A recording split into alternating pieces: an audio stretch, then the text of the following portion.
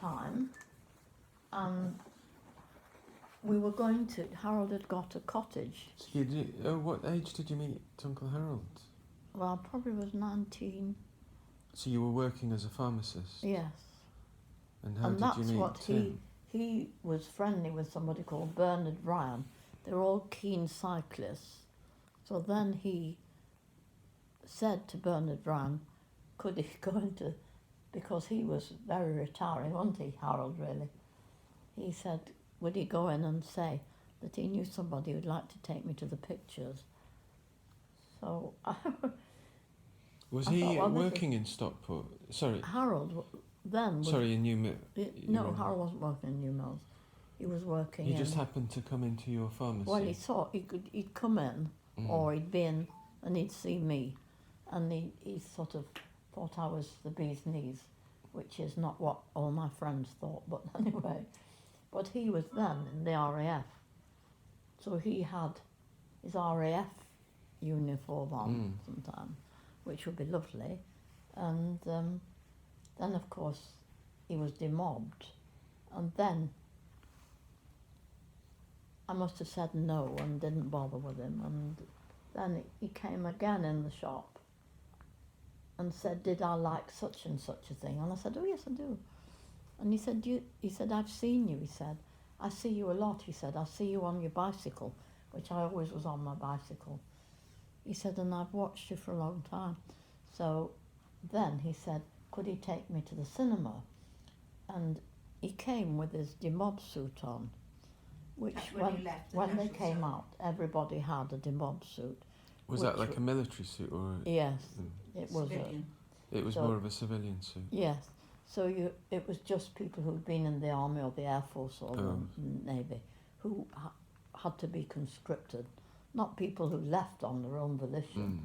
So he then came to the cinema, and I could have died when I saw him, because he came with this suit on, which I was never used to seeing, this suit on, and a trilby hat, which was over his, sort of like this.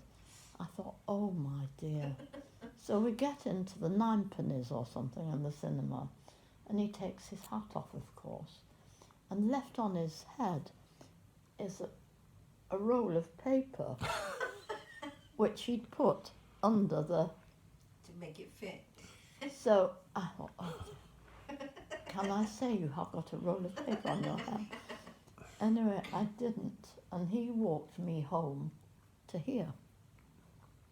From where? I was yes, because I was still here. Oh, wow. As a teenager. So he brought me here and said, shall we go for a bike ride? Well, that suited me. I just love being on a bike. And I said to him, do you like playing tennis? Which I did regularly. He said, well, I'm not very good at it. I said, doesn't matter. Well, he came with an overcoat on, this time, with a tennis racket. Where he got it from, I don't know. And he stood at one side of the net, and he had no idea what to do. That was the first time and the last time. I thought, I'm not asking him to do that again. So he never did. But, yes, we cycled.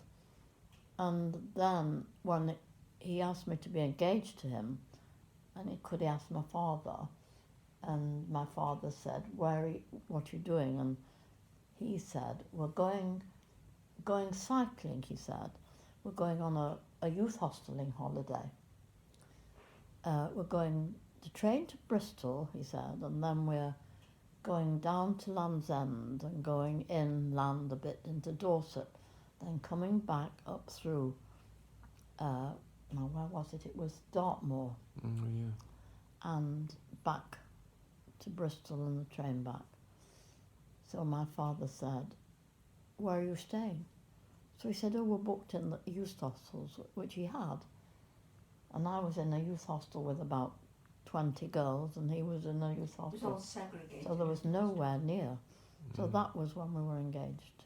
So we got engaged, and I thought, what have I done with this? I don't really want to be engaged to him.